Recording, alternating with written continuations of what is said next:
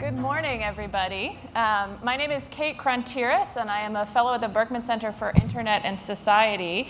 And I have the thrill of moderating what I think is going to be a fascinating discussion. If you came here this morning looking for some inspiration, I think you're going to find it in the next 30 minutes or so. I'm joined here today by three people. David Senge, over on this side of the panel, is a PhD student at the MIT Media Lab, where he designs comfortable 3D printed prosthetic sockets. And he's also the co-founder of an organization that works to enable young people to solve problems in their own communities, furthering innovation where they live. To my left, right here, is Bonolo Machila. Bonolo is 15 years old from South Africa, and she is a sort of designer and lead of a prize-winning team in South Africa that's using spirulina to address the challenge of malnutrition in her community.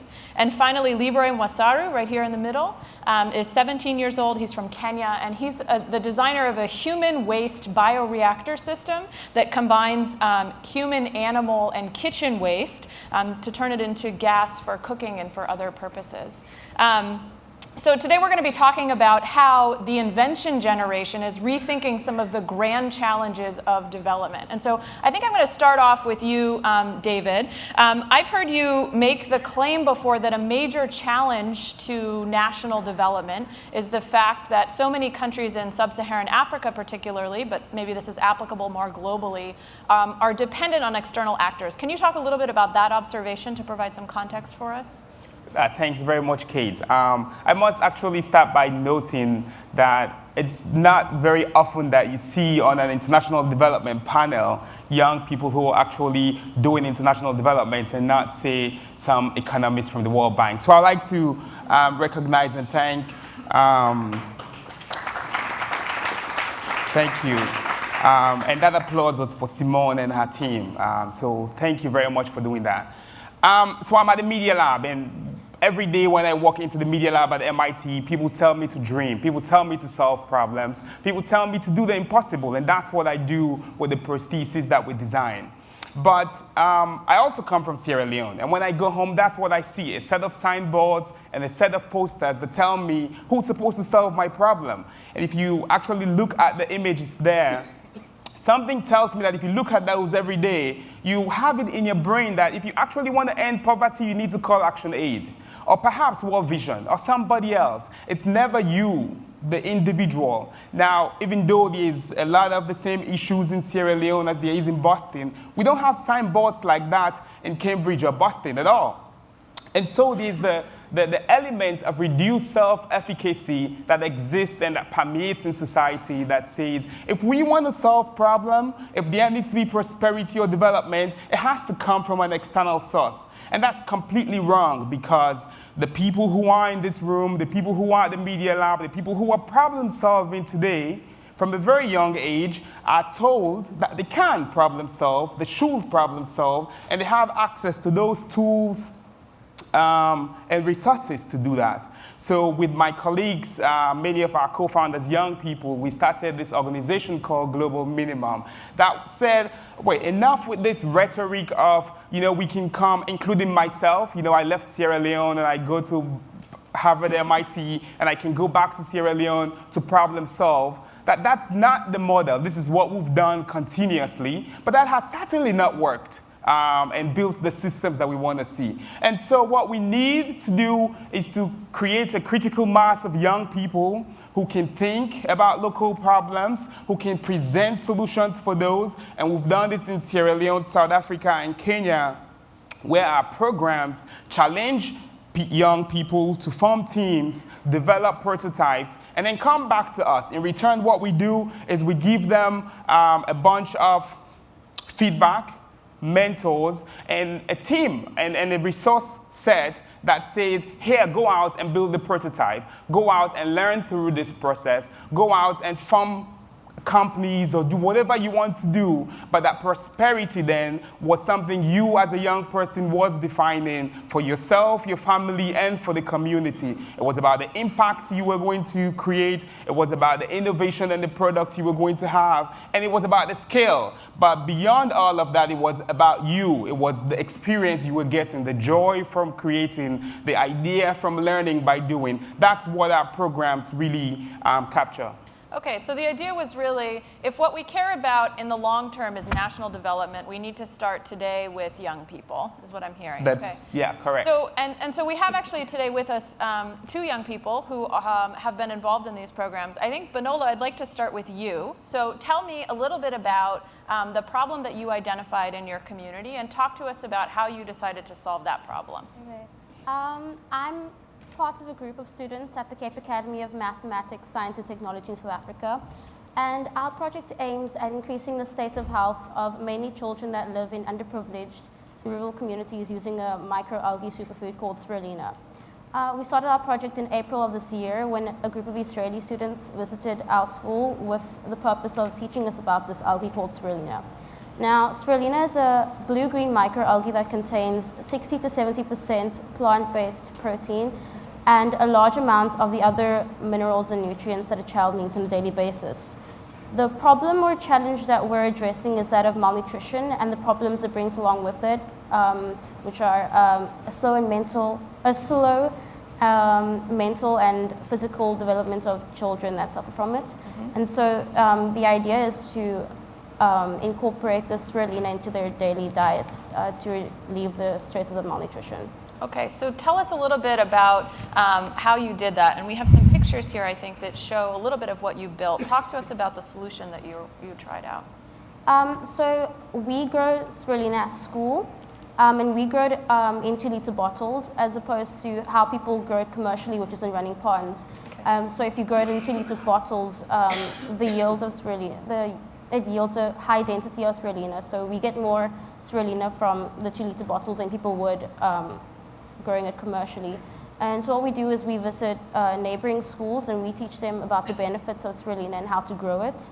And the idea is to create sort of a web to spread awareness about spirulina. So I teach you and you supposed to teach someone else and the word will spread like that.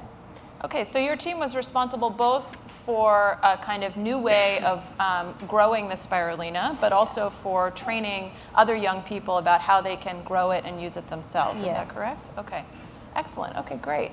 So then maybe I'll ask you, Leroy, you actually brought with you today a video that you've put together about your project. Would you just tell us quickly, what is this video going to show us? The video that will be shown before you addresses the problem that we were in, and also the problem and also the solution that we produced. Mm-hmm. So it actually gauges the audience in the problem we were in and the solution that we designed. Okay, great. Yeah. So if we could run the video, that would be great.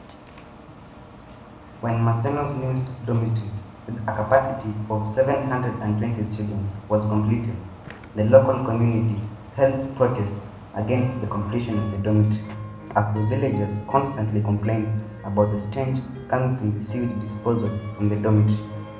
Worse still, it also contaminated a number of springs that is a source of water to them.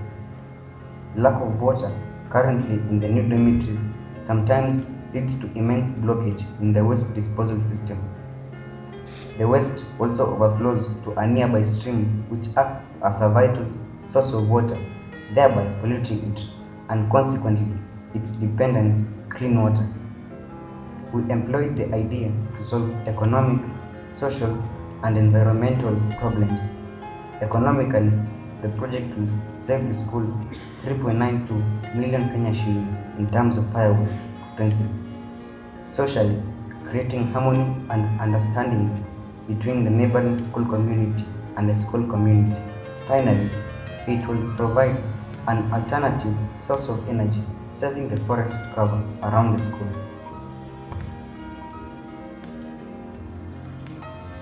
Excellent. And that looks like your team there at the end, is that correct? Yes. Yeah.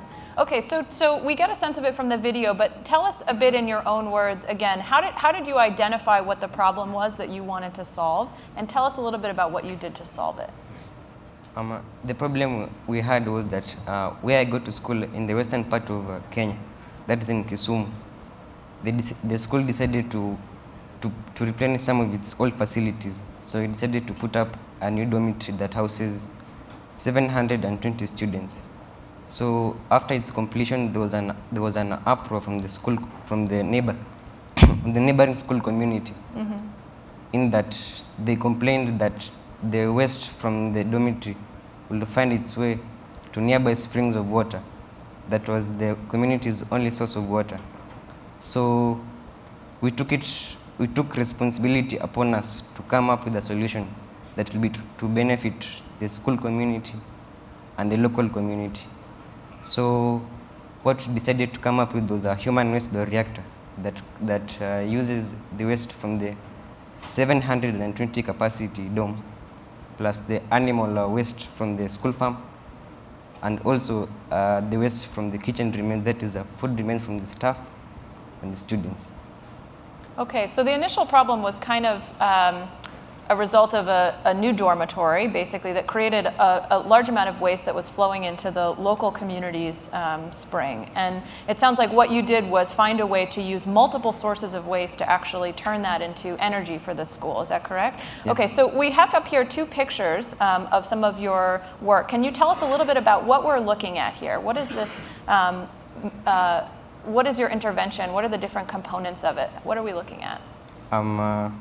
After our first camp, which was held in our school, we were funded by Global Minimum, and we basically used 200-liter tanks, so that we inverted one into the other, so that when gas forms, the upper part easily rises up due to gas pressure. Yeah. Okay, excellent. In a minute, I'm going to open it up to the audience for questions. So if you have something, please be ready to ask it. I guess what I'll ask you before we do that, David, is just to ask a little bit, how are these approaches maybe different than some of the traditional development approaches that you referenced earlier? But so the fact that Leroy, and I'm not sure if he mentioned that, but that his school actually is using gas that they are creating currently is fascinating. It's one where the challenge that was in their community was solved by him and his team through the Innovate Kenya challenge, and they actually installed it within their community, and other schools are also doing this, and that's a wonderful thing, and similar with the work. But there are quite many examples, right, where there are young people, say, there's a very wonderful story I like to share, which is about this young lady called Adama, who 2 years ago applied to the Innovate Sierra Leone competition to problem solve with cholera. And what had happened was 2 members of her family had passed away, and we gave her these resources and capital and mentorship to go about to neighboring communities in our village to build wells and protect those wells and have water and sanitation programs. Fast forward 2 years, and we have what the current situation is in Sierra Leone. And she independently reaches to us to say, look, I want to form a team, the same team, or expand those teams to continue going to those other villages and problem solving. Now I'm in Boston. I'm solving prosthetic problems. But the beauty is that Adama, who's in her community in Sierra Leone, is doing what she needs to do to address the healthcare situation that exists. And that comes from this instilled self-confidence. This comes from the fact that she practiced this before, that she knows she can do it, she's capable of doing this. So she has the leadership and the confidence enough. And that's very different from what we know and how development has generally worked. Okay, so building in her both the ability to sort of, from a technical and scientific perspective, think about what an appropriate intervention would be, but also the self-efficacy, sense of self-confidence that she can actually solve a problem when it comes up. Okay, great. So let's see if there are any questions from the audience. Does anybody have any questions for this group? And if you do, I'd ask you to just identify yourself.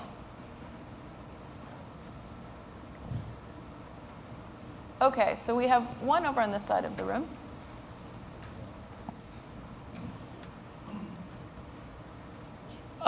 James Swicky from the New Yorker. Can you? I'm sorry, I forgot your name. The spirulina. Manolo. Yeah, Manolo. Right. Can you talk a little bit about how you actually are getting people to eat they eat it, right? To eat the spirulina, because that seems like an interesting part about, you come up with an innovation, and then how do you get people to actually change their behavior to use this thing that's good for them? Oh, that's a good question. The idea behind it is not to replace your current food with spirulina, but to add it to your food. So at school, we add our spirulina to smoothies. So we make smoothies and we add it to spirulina, and you can't taste it, but you still get the extra nutrients that you get from eating spirulina. You could also add it to your bread, like normal bread with peanut butter, and add spirulina to your bread. Or we're also trying to make a salad dressing now to add spirulina to a salad dressing, so yeah. Okay, so you're actually innovating a little bit in how you can consume it and sharing those ideas with other people? Yeah. Okay. And let me ask you, just as a follow-up to that, how do you know you're being successful in the work that you do? Sort of from the response that we get from the people. The people actually welcome our project really with open arms, and so we take that as great progress. Okay, so people are receptive to a new way of getting better nutrition. Okay.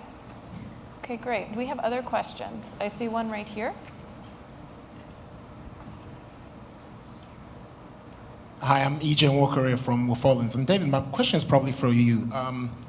Like you, I live in the West, I live in London, and spend a lot of time in Africa just to go visit home. And I get that, that notion you talk about, which is the solution to problems seem to be NGOs that we're expecting to do that. Where are you finding you're needing to change people's perceptions? Is it from here to get us to engage differently with people and think differently about how we help, or is it actually on the ground at the point of need? Where are the biggest challenges?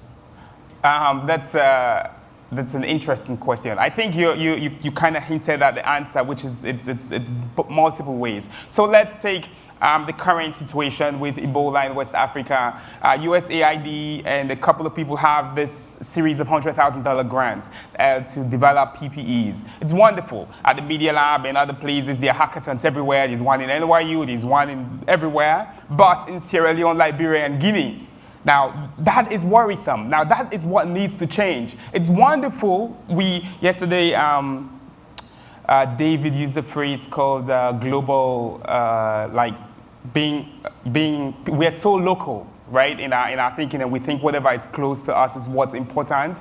Whilst that is valuable, and once we're all in this global family, but we need to think about the actions that we take and how it affects other people or incapacitates other people, right? And I think we need to globally solve the problems that affect all of us, but in that solution must be rooted respect for the local communities and the capacity to train and build this confidence that people can problem solve. So back to the USAID thing. I think it's wonderful that we are solving PPEs globally from NYU and from MIT. That's what we should be doing. But there has to be a concerted effort to ensure that the young people who are in Sierra Leone, who are in Kenya, are also dreaming about what the new PP is. And they should be on the ground doing that, right? It requires more effort, so that's something that needs to change in the West.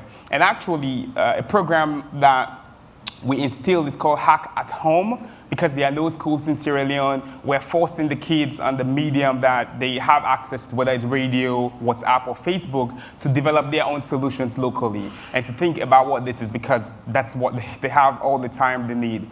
And locally, you see that on this medium that we have, so in our challenge, this kid responds and sends a comment and says, but even the PPEs in the West that people use do not fight heat stress. And you're like, yes, I know, and that's why you should change it.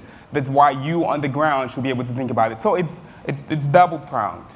And it comes from what we do and how we interact. Just means we work harder to ensure that we are problem solving from here, but offer the room and space for others to problem solve as well. And in Sierra Leone, Kenya, and South Africa, and everywhere else, the youth need to understand that, okay, enough with this rhetoric of somebody has to come and solve our problems. We also have that capacity.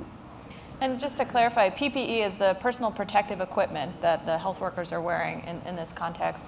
One thing that I think is interesting that I've heard you talk about is that in the context of doing this kind of problem solving and learning, that it's not so much about the outcome. And in fact, we've seen news reports of people in West Africa who have made their own PPEs out of what they have around them. And in some cases, they've actually been able to protect themselves from getting the disease. So, and you know, maybe that's not a CDC qualified PPE, for example, but talk to us a little bit about this distinction between the process and the outcome, right? So if you have young people working on solving problems, it would seem that it's as much valuable for the process of learning as it is the actual outcome of the intervention. Would you agree with that? Or So I'll probably have you both talk about like the process the transformation that has happened with you since you joined this innovation programs. But one, before you speak, I suppose, there's one story of this kid called Hassan who came to our programs in July. We did this thing called July Project where the kids can come to our space and tinker, right? So there are multiple elements here. There's a platform to innovate, there's a space and tools where the kids can go and also tinker and learn by making and engaging that process that you were talking about. He came to learn electronics because some other young kid had told him that he should come to our program.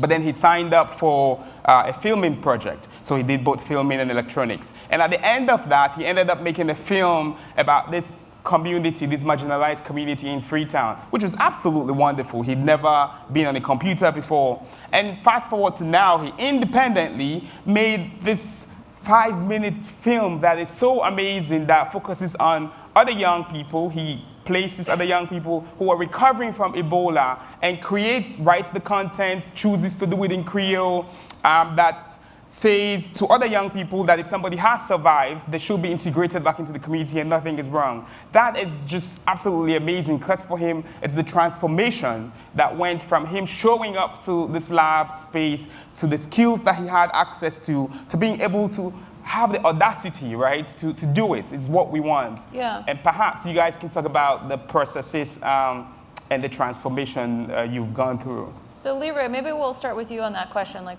you know, how has being involved in this kind of problem-solving process affected you? There are some, how the project has helped me personally is that I've been a change to the community in that my project has acted as a disruptor in the social conventions, in that we are trying to break a cocoon that the community has put itself in that the community sees the human waste as waste, but we try and tell them that this is what will happen if you view this waste as waste, and this is what will happen if you see the waste as a resource. So it's more than seeing the waste as resources rather than seeing the waste as waste. And furthermore, it's more aimed at addressing the problem that we had to have to the audience and also to people out there that yes, we are aware that the resources that we have are very fast depleting, and we have to make the use of the few remaining resources that we have. For example, we have the human waste that most of the community sees as waste. They don't want to associate with it, but we are trying to give them a perspective view of how they will benefit if they saw this waste as a resource. Yeah. So a disruption of some of the social norms that people have about human waste. And But actually, you were just, which I didn't know, you were just sharing a story about how you convinced your father to start using one of these reactors. Can you share that story, perhaps? After our second camp, after making our second prototype from Global Minimum, we were able to purchase an underground biodigester that was piped directly to the kitchen. So after feeding in waste from the animal farm, that was cow dung mostly, and food remains from the student and staff, after barely half a month, we started producing gas, and I would like to report it to the audience that the project is actually working. The second prototype is actually working, and we've been able to use this gas for cooking in the kitchen. And after this, that's where I got this urge. That I have most of in Kenya, people have 2 homes. That is the rural home and the urban home. So I had this picture that in a rural home we have a cowshed, that is a zero grazing unit that has around 8 freshened cows. So I took it upon myself to convince my parents, also my father, to come up with a bioreactor that will use this waste from these cows, so that it can power up the homes, our homes in the rural area, because we find that in our rural area it's not yet received electricity, and also lighting is a problem, and the people cooking, especially the mothers, get to have respiratory tracts as a result of using firewood. So currently the project is under construction, and it cost him around 100,000 Kenya shillings. That's around roughly $8,000. Wow, okay. Yes. Wonderful. We have time for one last question. Pia Al-Islam, Pi Strategy Consulting, Bangladesh. My question is largely to David about the global minimum piece. Two specific things. So the energy, converting human waste to energy, it is a phenomenal idea, but it has been tried many places around the world for the last 10, 20 years. So how do you avoid, in your programming, reinventing the wheel? I understand and appreciate the fact there's a personal learning growth dimension, and that's applaudable. But how do you sort of leverage other practices? And the second part is about scale.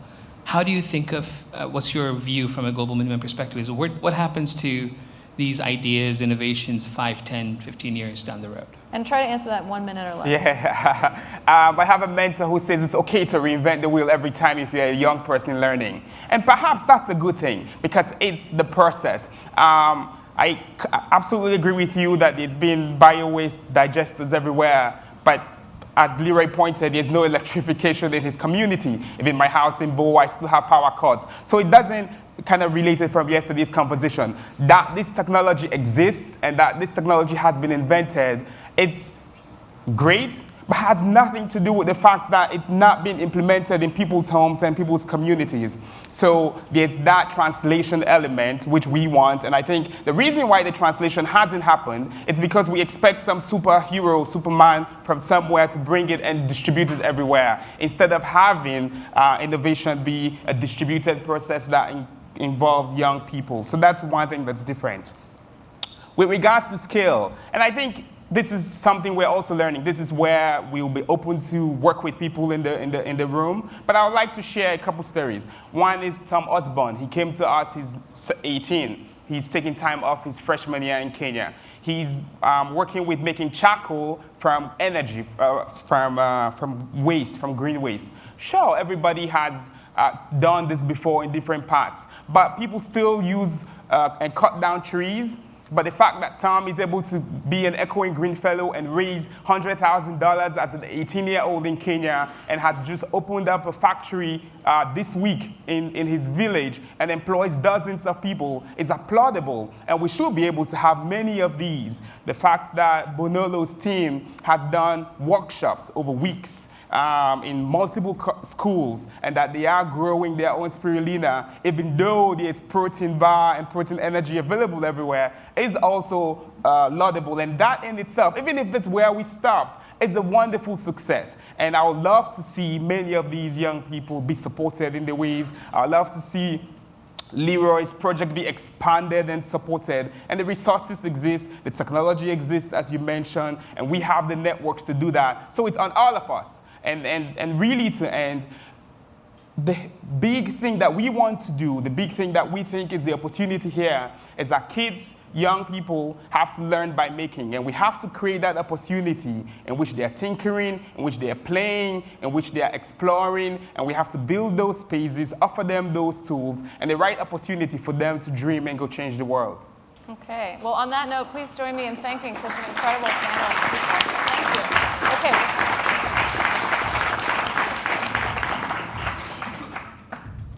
That was great, David. Thank you so much. Thank you. Great to have you guys. Thanks so much. Wonderful. You know, we really love being able to show you some of the young people who are really thinking differently, and there are so many that are so intensely trying to look at the problems that the world faces and think of what to do about it, and that we do find inspiring. It makes me think a little bit back to Patrick Collison and how, for internet companies, he's trying to empower these people all over the world. We need to think of ways to empower people who are doing these kinds of projects with human waste and cement, and it's a bigger issue than just creating more internet companies, and how we solve all that from an infrastructure point of view and a support point of view is an interesting question.